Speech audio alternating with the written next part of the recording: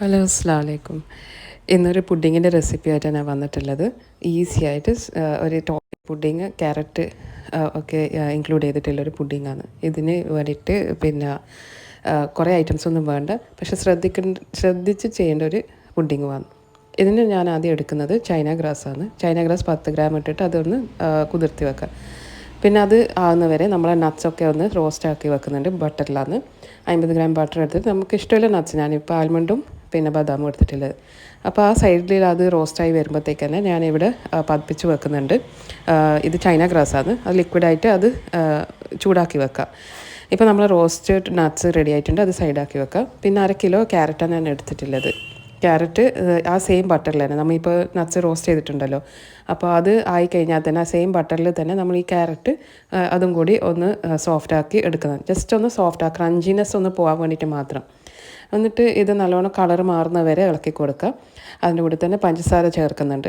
പഞ്ചസാര 1 കപ്പാണ് ഞാൻ ചേർത്തിട്ടുള്ളത്. അത് നല്ലോണം മിക്സ് ആക്കി കൊടുത്തിട്ട്, അപ്പം ഈ പഞ്ചസാരൻ്റെ വെള്ളവും ക്യാരറ്റിൻ്റെ വെള്ളമൊക്കെ കിഞ്ഞ് വരും. അപ്പോൾ അതെല്ലാം ഒന്ന് ഡ്രൈ ആകുന്ന വരെയാണ് അതിൻ്റെ കൺസിസ്റ്റൻസി പറയുന്നത്. അപ്പോൾ ഇത് നല്ലോണം മിക്സാക്കി കൊടുക്കുക. അത് കഴിഞ്ഞാലാണ് നമ്മൾ പാലൊക്കെ ചേർക്കുന്നത്.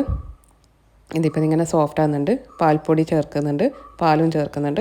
അപ്പോൾ ഇതെല്ലാം കൂടിയിട്ട് നല്ലോണം മിക്സാക്കി കൊടുത്തിട്ട് ഇതിപ്പം പതിപ്പിച്ചിട്ട് അത് റെഡ്യൂസാക്കി കൊണ്ടുവരേണ്ടതാണ്.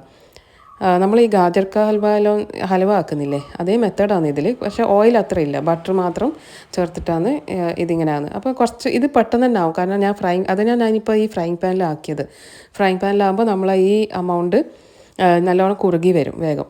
എന്നിട്ട് അത് ഏകദേശം ഒരു നല്ലൊരു കൺസിസ്റ്റൻസി ഇപ്പോൾ നിങ്ങൾ കാണുന്നില്ലേ, ഈ ഒരു അളവ് എത്തിക്കഴിഞ്ഞാൽ, ഈ ക്യാരറ്റിൻ്റെ നല്ലൊരു സോഫ്റ്റ്നെസ് വന്നു കഴിഞ്ഞാൽ നമ്മൾ നട്ട്സെല്ലാം നല്ലോണം ചേർത്തിട്ട് ഇതൊന്ന് ആറാൻ വെക്കാം. പിന്നെ ഇതിൻ്റെ ഡെക്കറേഷന് വേണ്ടിയിട്ട് ഞാനിത് കുറച്ച് മാറ്റി വെക്കുന്നുണ്ട്. പിന്നെ നട്ട്സും കൂടി ഞാൻ മാറ്റി വെച്ചിട്ടുണ്ട്. അത് നല്ലോണം തണയാൻ വെക്കാം. എന്നിട്ട് നമ്മൾ ഈ പുഡിങ്ങിൻ്റെ ഡിഷ് ഉണ്ടല്ലോ, അപ്പോൾ അതിലേക്ക് ഞാൻ ഇട്ട് കൊടുക്കുന്നുണ്ട്. പുഡിംഗ് ഡിഷിലേക്ക് ഒന്ന് പരത്തി കൊടുത്തിട്ട് അത് കുറച്ച് ഒന്ന് ചൂടാറാൻ വെക്കാം. അപ്പോൾ ഇത് അടിയിലത്തെ ലെയറാണ്. നമ്മൾ ഈ ഹൽവ റെഡി ആയിട്ടുണ്ട്. ഹൽവക്ക് ഞാൻ ജസ്റ്റ് 50 ഗ്രാമിൻ്റെ ഓയിൽ ഞാൻ ചേർത്തിട്ടുള്ളൂ.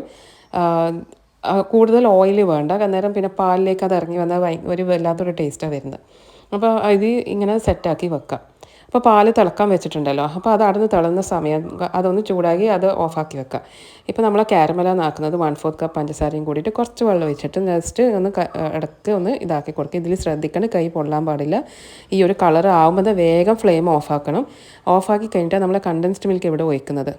1/2 കപ്പ് കണ്ടൻസ് മിൽക്കാണ് ഞാൻ ഇവിടെ ഒഴിച്ചിട്ടുള്ളത്. ഫ്ലെയിം ഓഫാക്കിയിട്ട് വേഗം ഇത് ചെയ്യേണ്ട പണിയാണ്, അല്ലെങ്കിൽ ഇത് വേഗം കരിഞ്ഞാൽ പിന്നെ ഒരു കയ്പ്പ് ടേസ്റ്റാണ് വരുന്നത്. അപ്പോൾ ഇത് ഇങ്ങനെ ആകുമ്പോൾ തന്നെ വേഗം എടുത്തിട്ട് വേണം പാലിലേക്ക് ഒഴിച്ചു കൊടുക്കാൻ വേണ്ടിയിട്ട് കേട്ടോ.